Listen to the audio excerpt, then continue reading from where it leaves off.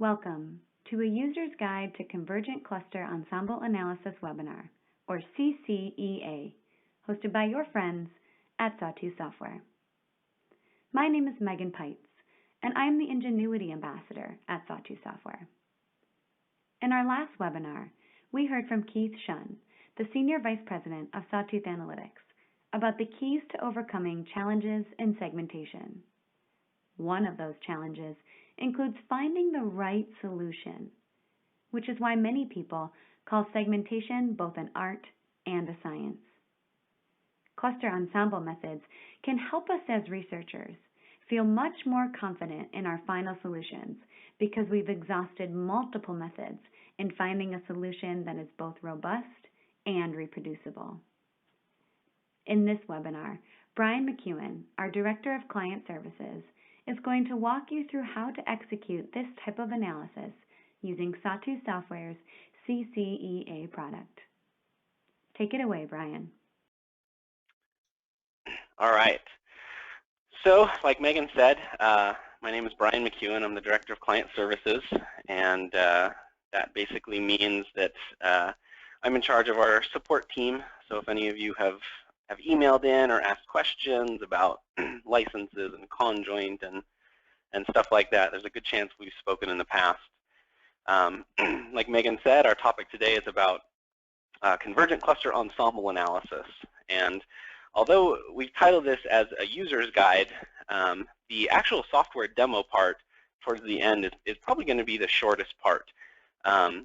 If you're a user of Sawtooth Software, hopefully you know and you feel like rather than just giving you a 10-step list of instructions to follow or something like that, we really like to try to educate and help you understand what's going on under the hood so that you can do a better job and we can have your back when you have specific questions. So we're going to start talking about things in general before we dive into the software. So first thing we're going to talk about is just why are we clustering? And one of the answers, at least for me, is that it's a natural thing that we like to do. People like to group things. We like to make order out of chaos, and it makes us feel really good to be tidy and compact and put things together. However, we also do this for understanding.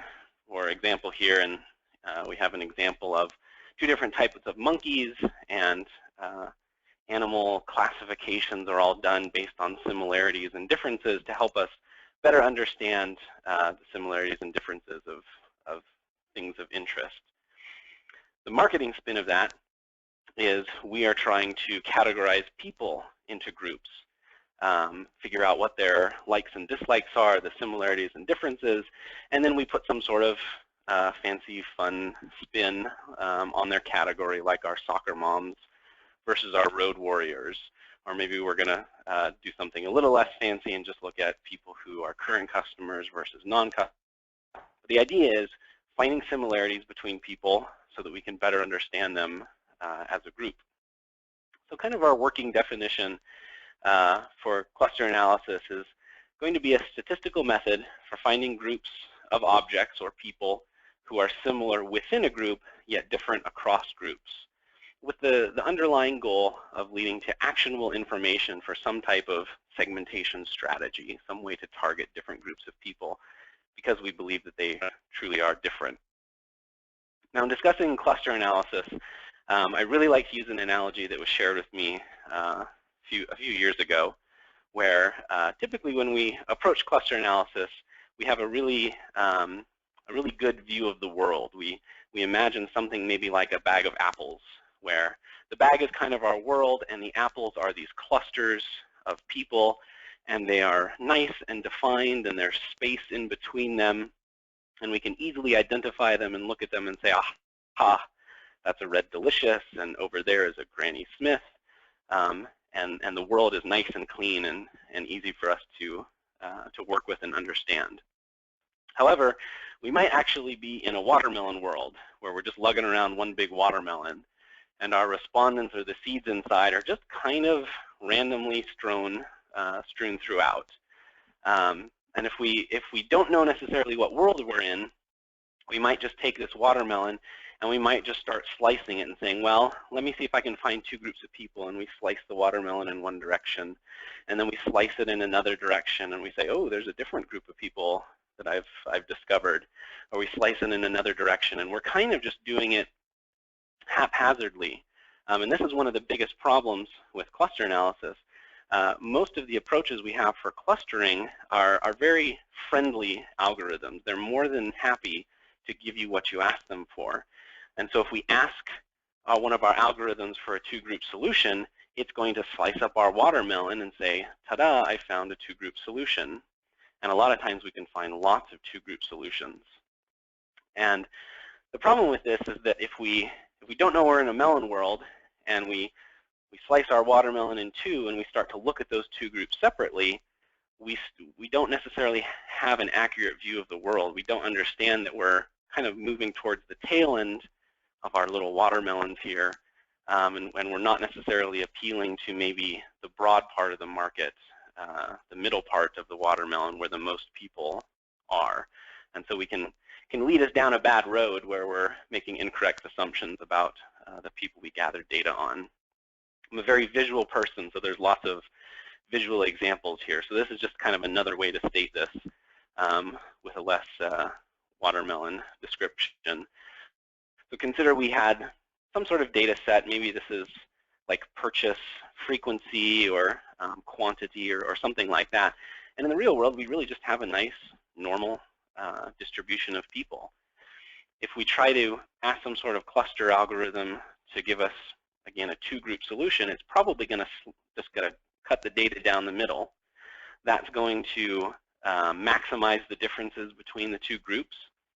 And if we, for example, looked at the mean, we might erroneously conclude that we actually have two different groups of people, right? Two different distributions, and we come up with a story about high frequency and low frequency purchases, and we start to look for correlations with other data points, and kind of the whole thing is just made up. And so that's a problem. My addition to the analogy is to add in Gallagher. Some of you might be familiar with Gallagher. He was a prop comedian from the 80s, and one of his signature bits was using his sledge-o-matic, where he would smash various things for the audience. And he almost always ended with a watermelon because it makes for a really good smash. And so my analogy, the wrap-up to the analogy is that if we haphazardly apply cluster algorithms to data sets, we're essentially clustering like Gallagher would. It might be a whole lot of fun, but it's not necessarily ideal for the people who are on the receiving end of the analysis. So after that little intro, kind of the two challenges or maybe historic ideas that we have here that we're trying to solve are, number one, how do I cluster?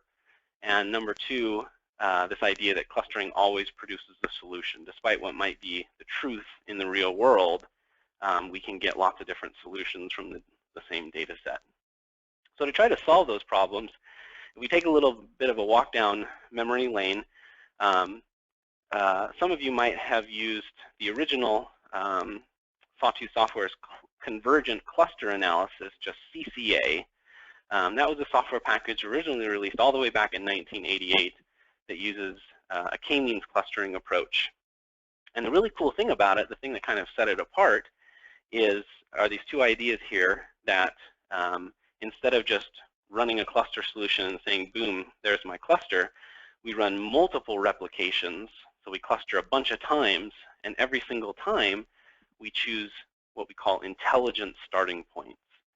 And then after we do that, after we make a bunch of different cluster solutions, we compare those replications, and we look at this idea of reproducibility across all the different ways that we cluster. Okay. Now, if you're not too familiar, we have a little walkthrough for k-means here.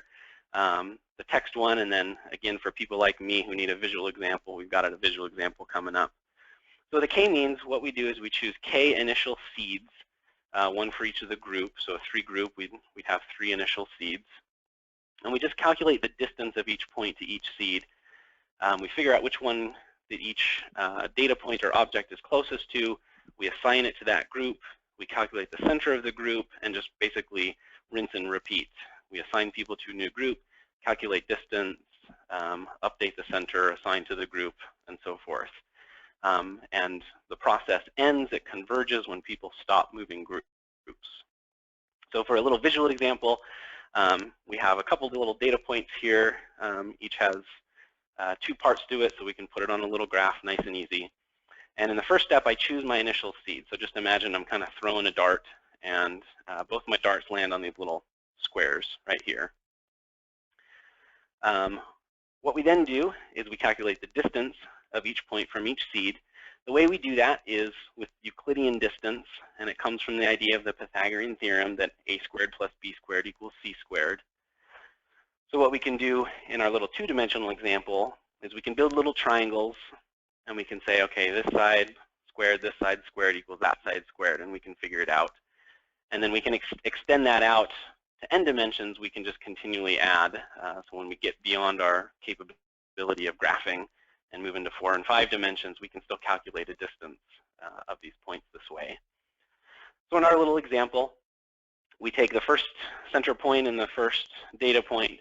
We build our little triangle, and we calculate what the distance is.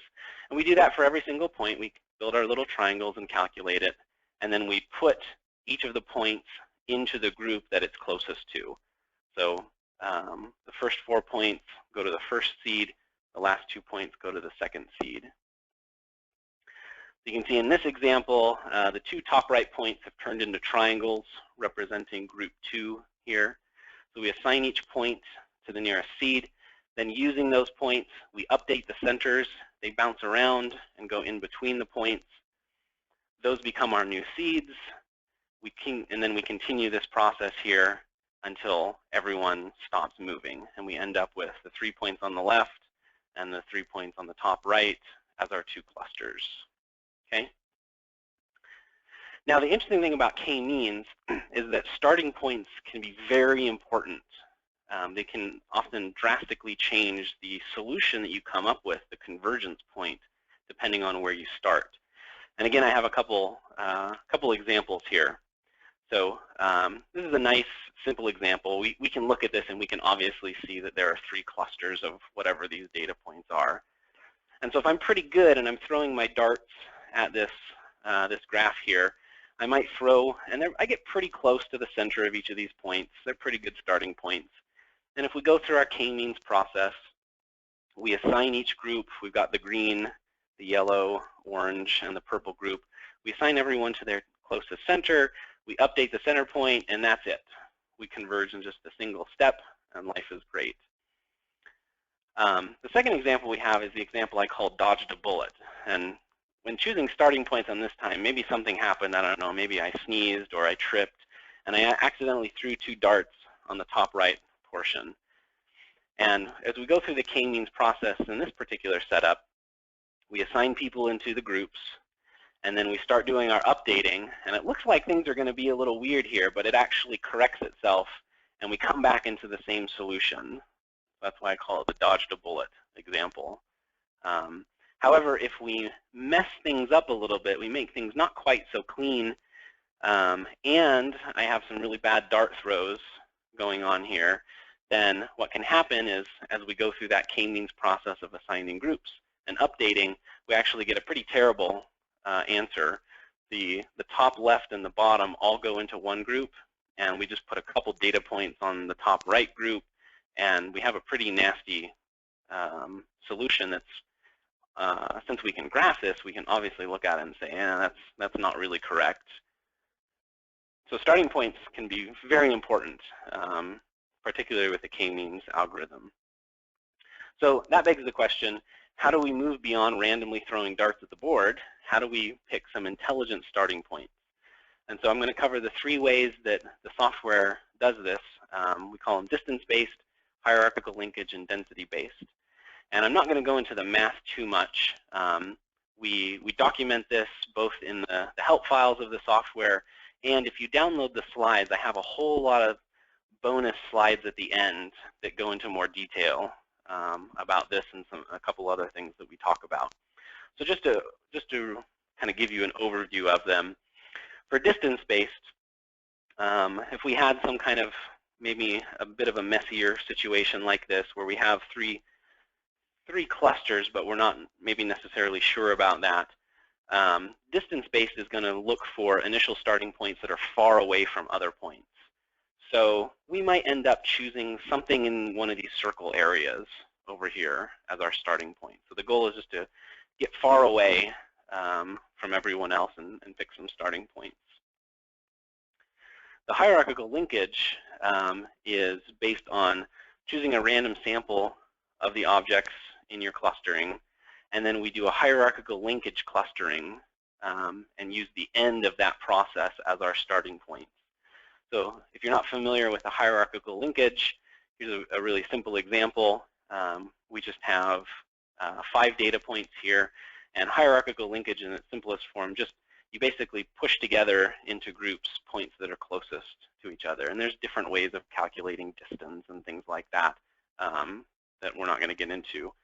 But essentially what would happen in this situation is we would group the 2 closest points on the left, then we would group the 2 closest points on the right, and if we were doing a 3-group solution, we'd stop here, and we would use maybe the centers or the averages of these groups as our starting points. Or if we were going to do a 2-group solution, we would then collapse the left guys together again into a group. And then the third way that we do things is by doing a density-based calculation. And this is somewhat complex mathematically, but the gist behind it is that we look for groupings of data points together. So in this case, we might end up looking for choosing some points maybe in these circle areas. So that gives you a general idea of kind of the logic behind choosing these intelligent starting points.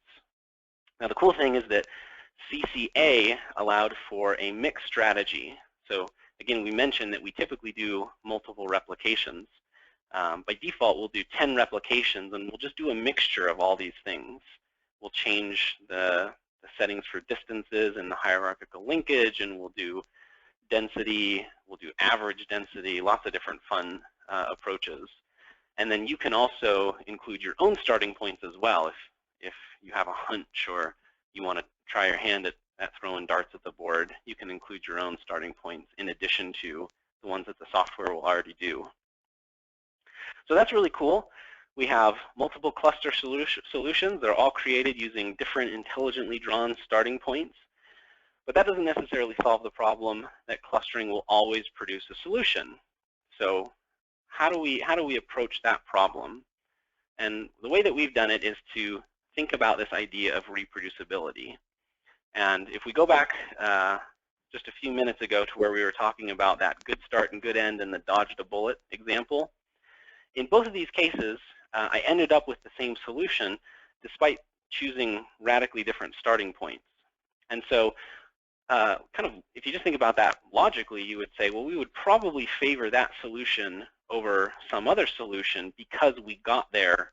We took different paths, but we got to the same endpoint each time. And so that's a desirable thing. That gives me more confidence that what I'm creating is real. I'm finding some apples rather than just slicing up my melon. So how can we measure how good a solution is? Particularly when we can't graph things and say, oh yeah, I'm definitely getting into the same area now.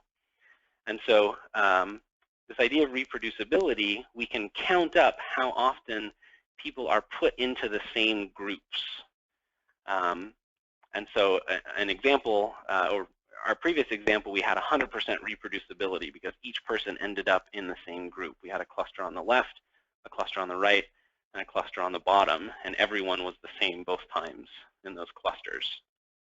So the way that we do it, we'll illustrate with an example here.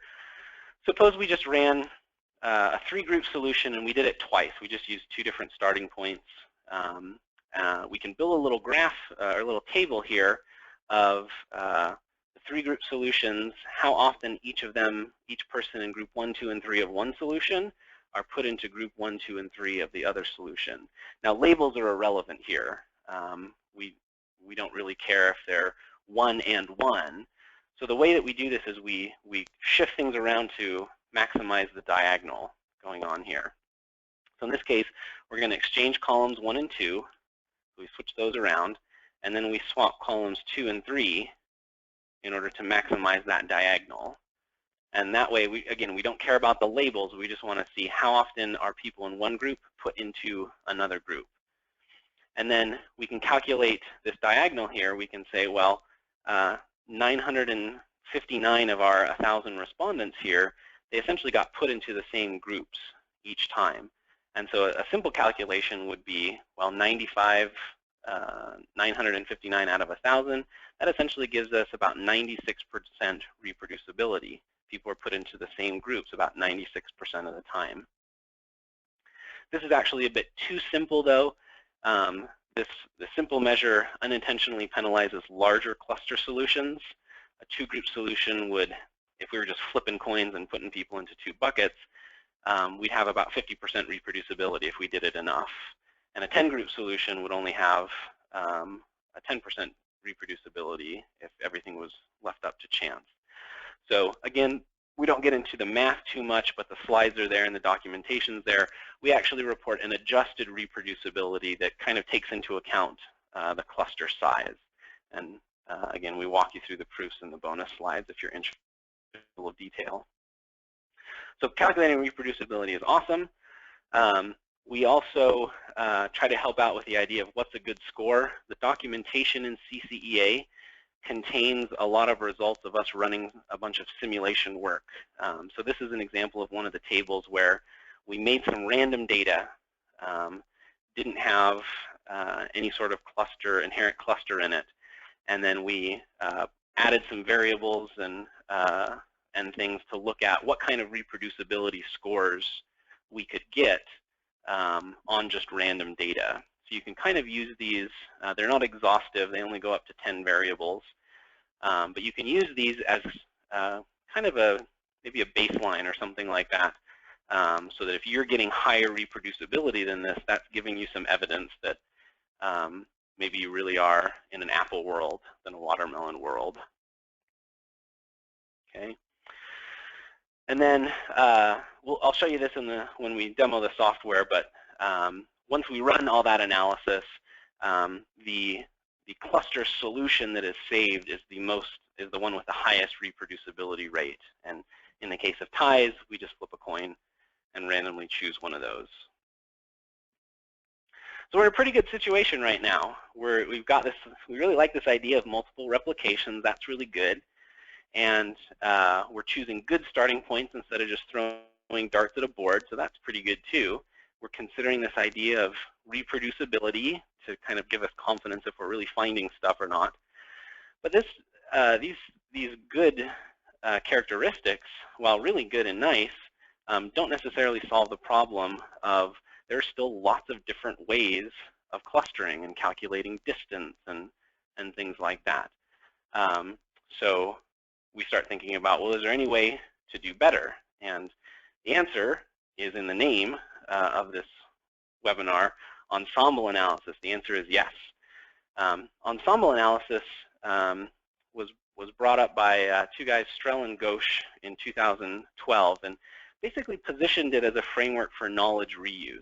And the thinking behind that is, well, we have lots of these different algorithms, and they calculate distance separately, and some of them do partial clustering and discrete and fuzzy, and there's lots of different ways to do it. But what if we could take all that and kind of consider everything at the same time and do an ensemble of a solution, basically a consensus among all these different approaches?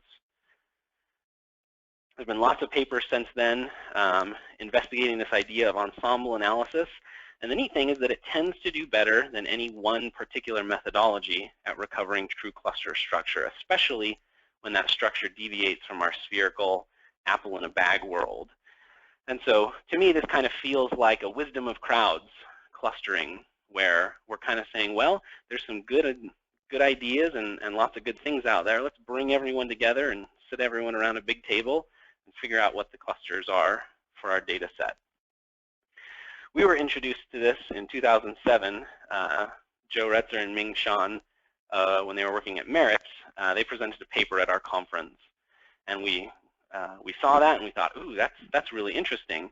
And we started thinking about, well, we have this way of coming up with lots of different clusters.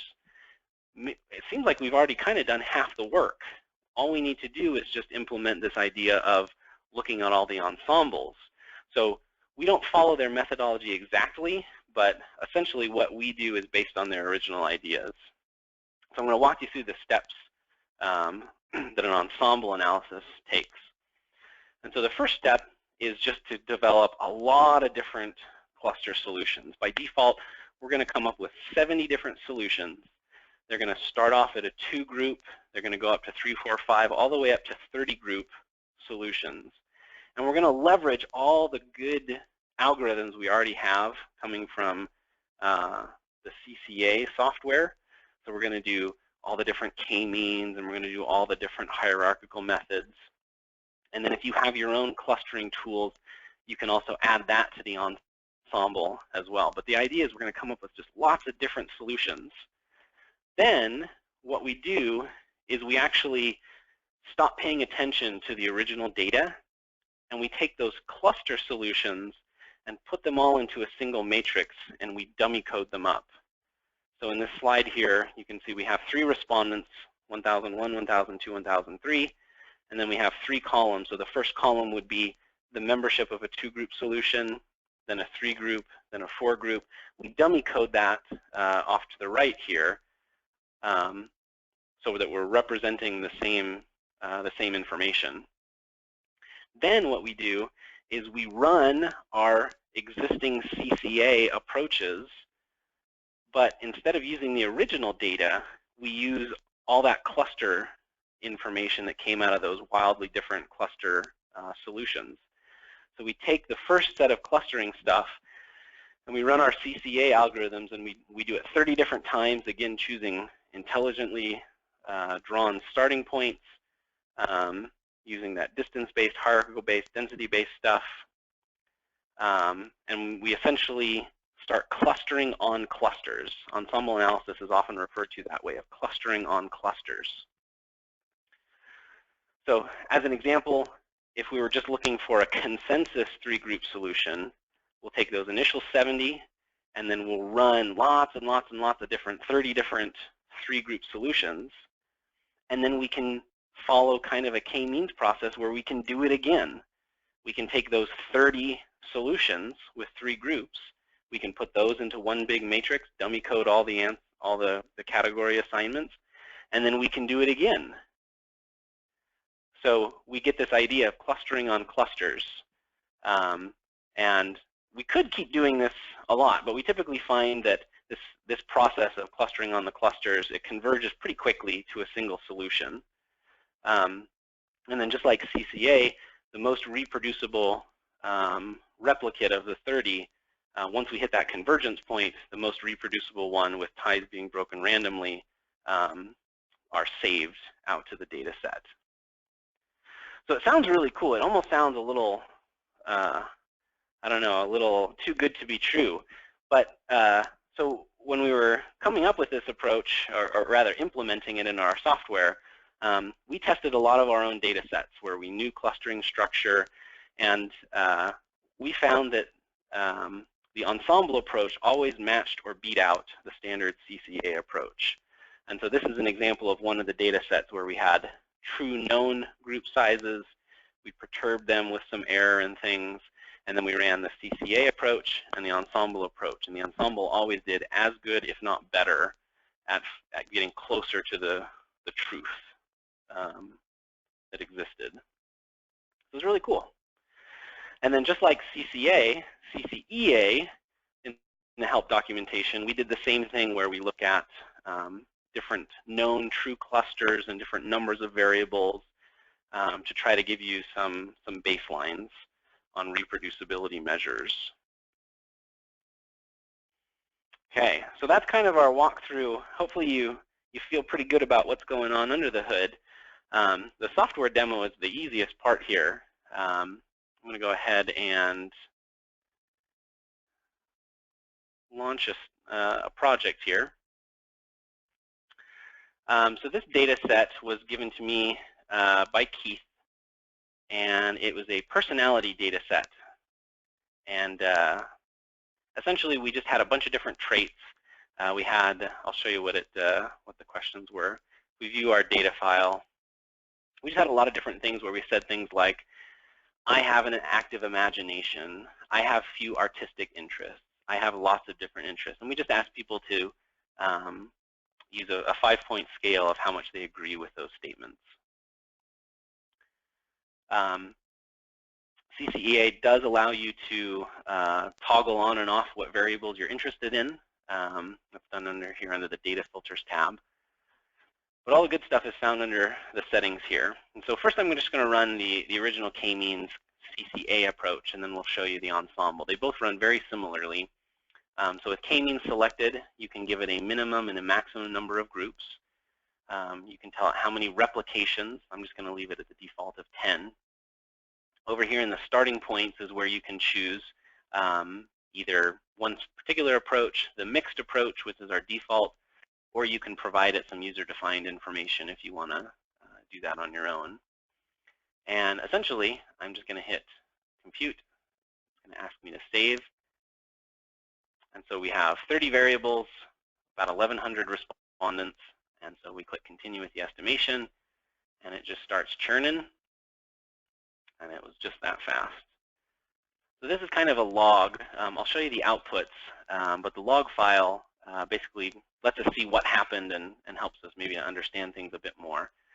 So what we get for each of our solutions, so we start up here, the solution for the 2 groups. It shows us our 10 replications, how many iterations it took for each one before it converged, and then the group sizes. Now the group sizes can also be, they tend to correlate well with good solutions in the sense that if you're getting the same group sizes over and over again, that's potentially a good sign that you're getting a reproducible structure. But if we just scroll down just a little bit, these are the pairwise reproducibility numbers right here. So we have those 10, just like that graph of the 1, 2, 3, 1, 2, 3 that we had. We're essentially just graphing those reproducibility numbers here. And if we look, sometimes we get some good things and sometimes we get some really bad reproducibility measures. So this probably isn't looking all that great for us. The reproducibility isn't all that high. The best one that we had, replication 4, has a reproducibility of about 72%. If I was going to check some of those graphs, hit the F1 key. Under the contents, we have this section on reproducibility here. So reproducibility norms for cluster and the Ensemble stuff. So we could double check that, but this is actually a really interesting data set. If we scroll down to our 3-group solution, our group sizes are really impressively stable. We're getting about 420, 120, 560 every single time. And if we come down to our pairwise reproducibility, we get kind of an astounding 99.4%. So this is evidence that we can get to the same answer over and over again. Now, in figuring out what that answer was, below the pairwise reproducibility, it starts to give us some kind of explanatory info. So this first area here is showing us some group means and some F ratios. And so what this means is, for that first question about I have an active imagination, we can see that the group 3 people are a little more likely to say yes than, say, the group 1 people. These F ratios over here, it's the ratio of the 2 variances, the amount of variation between groups compared to the amount of variation within a group. So intuitively, it kind of shows us the amount of work each variable is doing in defining the clusters. So if we look at some of the big ones, like I am disorganized, we can kind of see that group 3 says, yeah, I'm pretty disorganized. Group 2 didn't really agree with that statement at all, and group 1 was maybe a little bit in the middle. So we can kind of look at this. I'm definitely not a psychologist or anything, so I'm not going to try to read too much into this, but we can definitely see some differences about these groups and how they feel about themselves. Below that, there's a couple more tables where it gives us kind of the same information, just in a different layout, a different format. So this next table is the group means as deviations from the grand or the overall mean. So whatever that overall mean was, we can see for the active imagination. Again, it's the same information. These people are more likely than the overall average, or they're using a higher point on the scale, whereas the group 1 people are using a lower point on the scale. So that solution is looking pretty good. When I save and I close this, then where my study files were,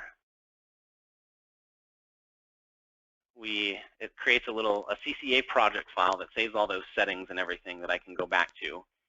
By default, it saves the log file, all that information there, and then we get the groups and the membership. So if we open up the groups file,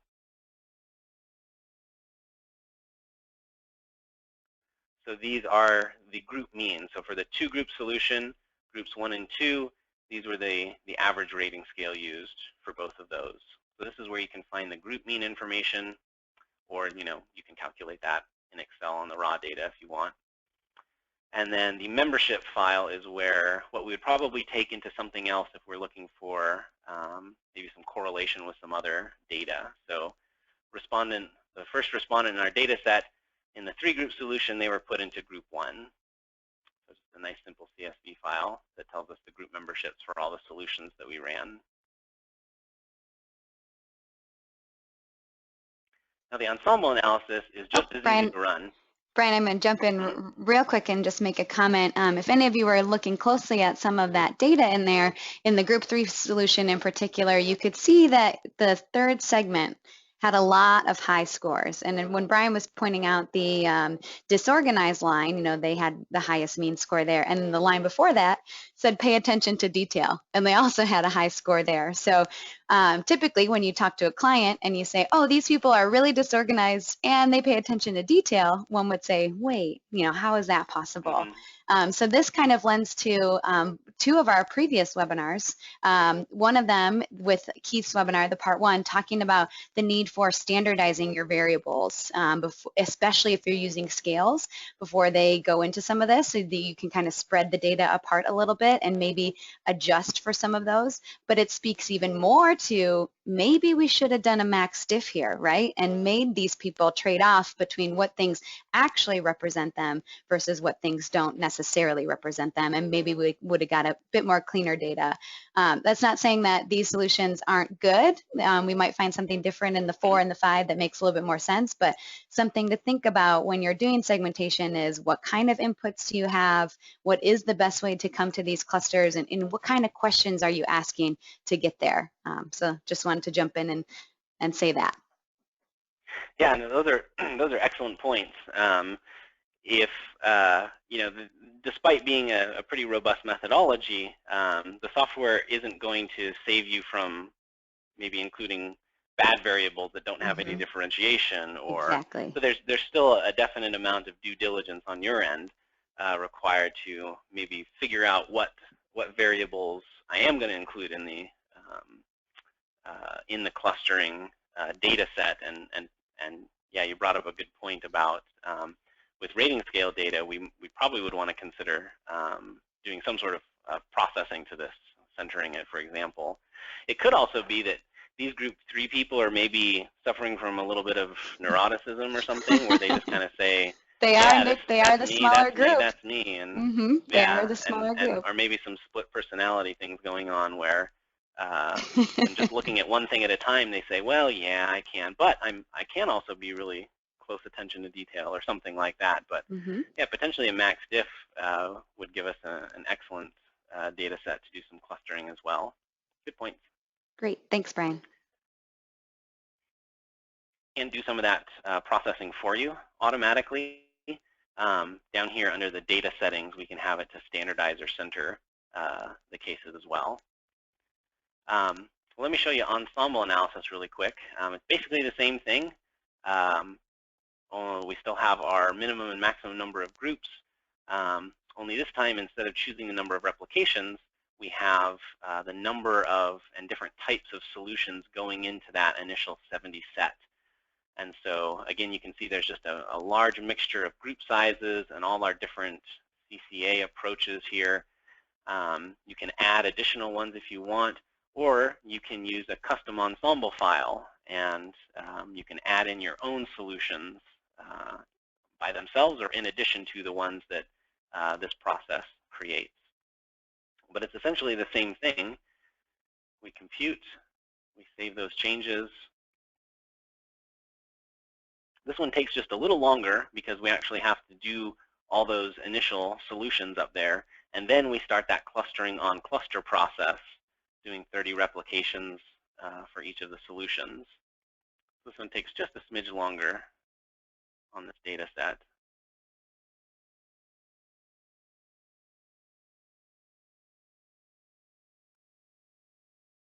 And there we go.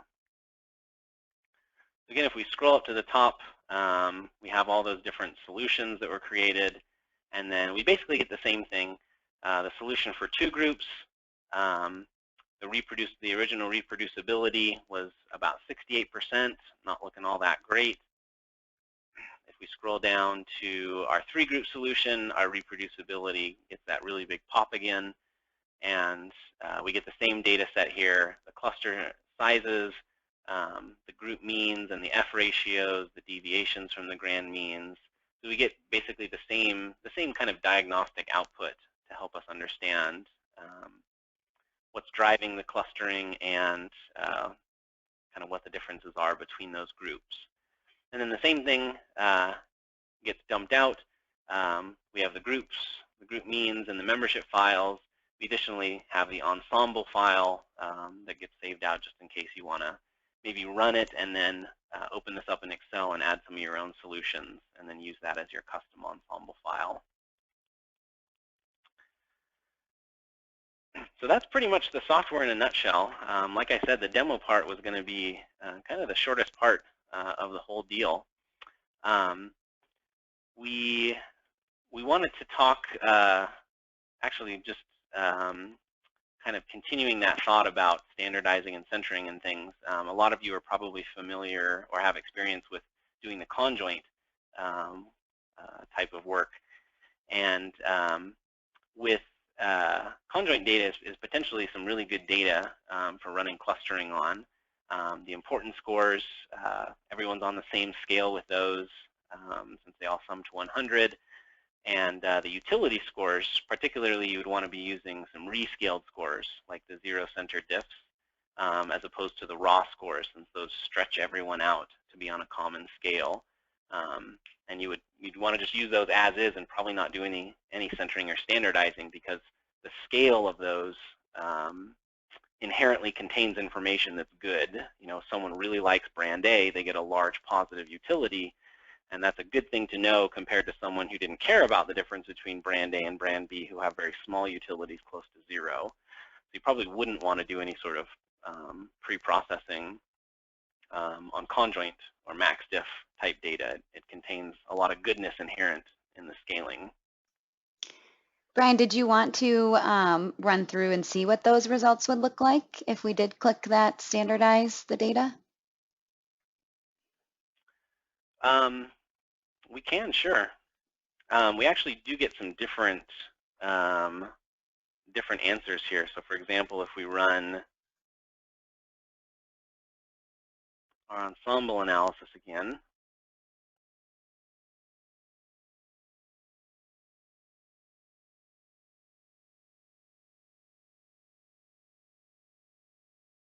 take a few minutes to do those 30 replications for each of the groups again.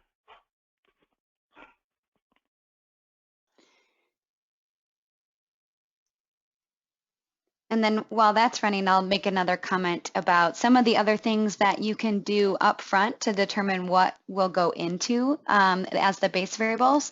You know, make sure that you look at some histograms of your data, make sure you do some correlations between variables.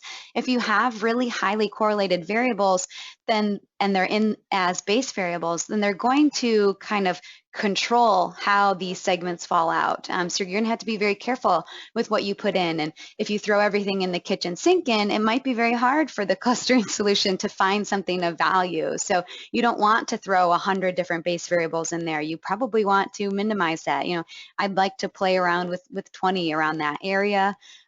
because it just makes it a little bit simpler. And then also when you have so many variables in, you have to think about your algorithm on the back end as well. So you really want to make sure that not only is your solution reproducible, but it's also predictable. Yeah, it almost feels a little haphazard with the Ensemble approach where we just say, let's throw lots of different solutions in. But it doesn't necessarily mean you can throw garbage data in and just include everything. Like the point that you made about if you have two really highly correlated variables, if you put both of those in, you're effectively kind of nudging the algorithm and saying, I want you to pay attention to these more, right? You really only have kind of a single data point driving some people, but you're essentially doubling up on it. And so if you do that a lot, you're kind of unintentionally weighting that variable a bit more. Exactly. Another good thing to mention is k-means type approaches are not necessarily the best option when you have categorical data.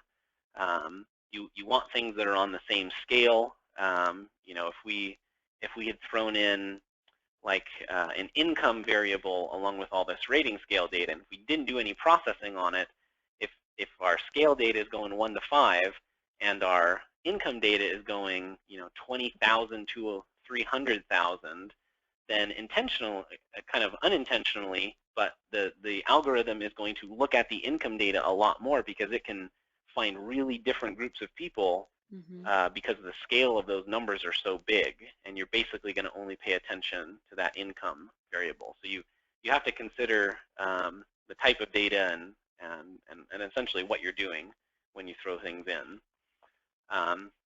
So we do actually get some different answers here, and this is one of the potentially the woes of doing cluster analysis.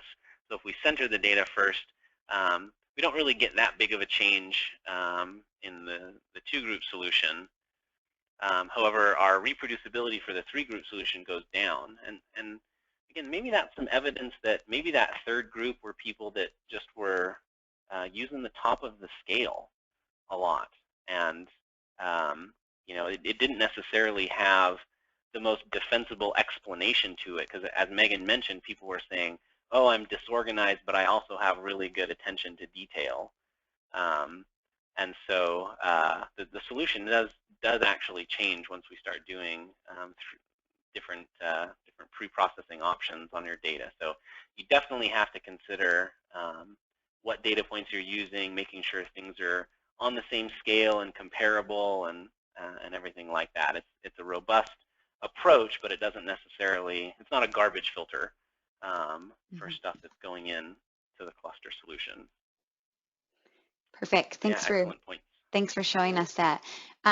One quick question I'll answer, and then I'm going to pass it back to you.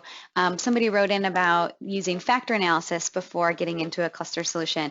I love that idea. I actually would recommend the program in R to do that, because not only will it give you the factors, but it will also give you a uniqueness score, which means that this item should not be grouped into a factor. It is unique on its own. From there, it depends on what you want to do with those factors. You can use the factors in the segmentation as the base variables, but you have to be careful with that, right? Because if we think about predictability on the back end, it's hard to, you can't really use that factor as an input in your algorithm. So sometimes what I'll do is just choose the highest loading item within each of those factors and put those in as the base variables. Sometimes I will use a factor score and just cross my fingers that I can predict it in the back end. So, you know, there's a lot of art and science that goes on with that, but I always like to take a look at factor analysis prior to doing any sort of clustering. All right, Brian, back to you. Can you talk about how you would use conjoint data or max diff data within this, and which score should you use, and if you could use partial profile choice data? Yeah. So like I mentioned earlier, we definitely would want to use some type of rescaled data. Again, we want to make sure we're not we're kind of weighing things evenly for everyone.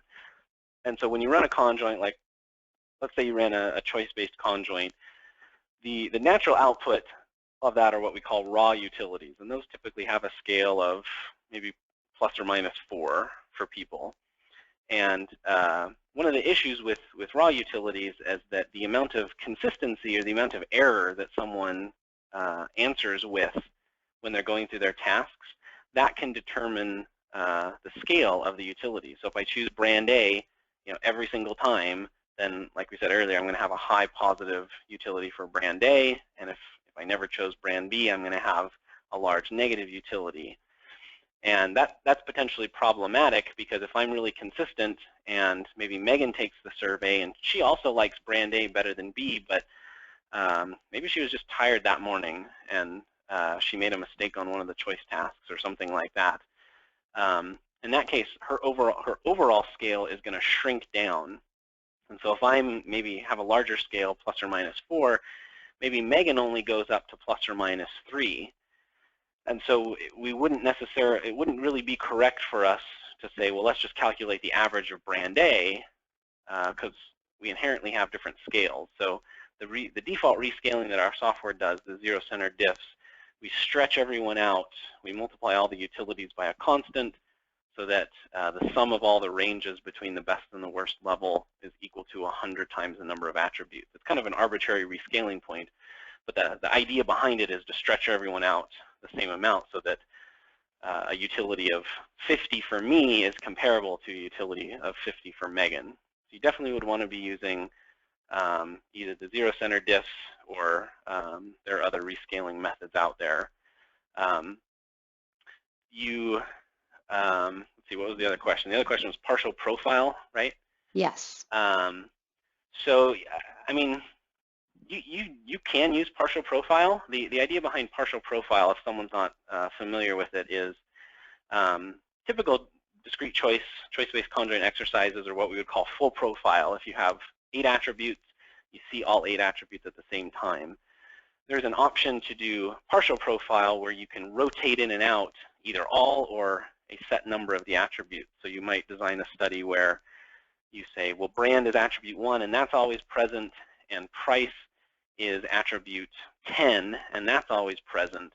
But of the other remaining 8, 10's maybe, I feel like it's too many attributes, so we're going to pull and rotate through maybe 6 of the 8 in every task. So the software will choose those 6, and they'll be consistent for every page, but across pages they will rotate, and it does so in a nice balanced and orthogonal manner. Once you run your utilities, there's really no difference in a utility set between choice-based conjoint and, a full profile and a partial profile. So I wouldn't have necessarily any reservation about clustering with partial profile data. Because I'm not seeing all the attributes at the same time, the approach potentially penalizes my ability for as much differentiation as I could have gotten with a full profile approach, right? Maybe I'm really concerned about the color of whatever the widget is that we're studying.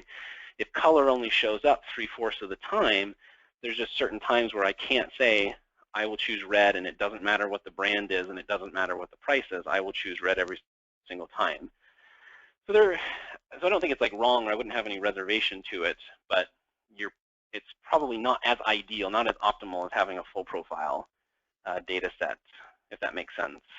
Yeah, and I agree. I mean, we're still getting utility estimates. The problem is that, they're being estimated from maybe what other people are seeing, but we still trust those conjoint results. So that's not to say that we wouldn't trust them in the segmentation. But like Brian said, there may be a little bit of softening in terms of the differentiation because of the fact that it's partial profile, but I wouldn't recommend against it. I think it's definitely something that you could look at. And back in my market research days, it was always great to see after we did a conjoint analysis, were there segments that exist? Because oftentimes when you go to market, are you only going to go with one product? And if you do, and it's the average of everybody, then it might just be a meh kind of product, right? But if you can design 2 products for 2 specific segments of the market, well, now you've designed 2 great things. And and that are going to appeal to different people, that you can market and advertise differently. So looking at those segmentation or clustering results from a conjoint, I always recommend. And even if you don't want to do it on the utilities, take a look at the importance scores. I mean, there's so much value in the information that you get from a conjoint or max diff analysis. It's hard not to use it to its fullest potential. Yeah, and maybe my final parting comment will be, I was picking Keith's brain the other day just about some clustering questions, and I asked him to. I said, well, give me a quick rundown. He's working on a segmentation study, and I'm like, just what are essentially the steps that you're going to do? And he basically said, well, I love the idea of ensemble analysis, but what I'm going to do is run a lot of different stuff. I'm going to do some stuff in R.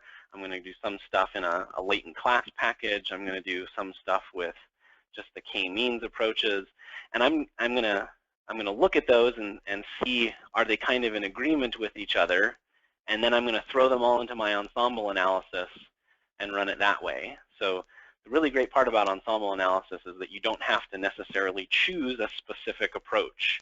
Mm-hmm.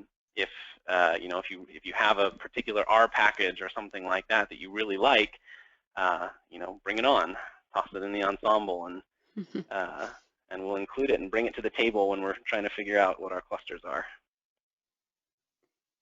Great. So we only have about 2 minutes left. If there's any more questions, feel free to type them in. But Brian, did you want to talk to them about the 30-day trial? Yeah. So if anyone wants to give it a whirl themselves, we can provide you with a 30-day trial license. It'll unlock the capabilities fully for you. You can just email. Technically, you could email Megan or I directly if you wanted to. You can also use sales@sawtoothsoftware.com and just write us a little email and say, hey, I was on the webinar. It looks pretty cool. Or I guess you don't really have to say that. You could say it doesn't look cool, but I want to try it anyway. And we'll get you set up with a trial license that you can play around with your own data sets for. Yep, and then pretty shortly after this, I will be emailing everybody a link to the recording, our short feedback survey, and I will also make a note as well about the 30-day trial. So feel free to just respond to that email when it comes out, or email Brian and I if you're just so excited and you want to start it today. Thanks everybody for attending, and we hope to see you at another Sawtooth Software webinar soon.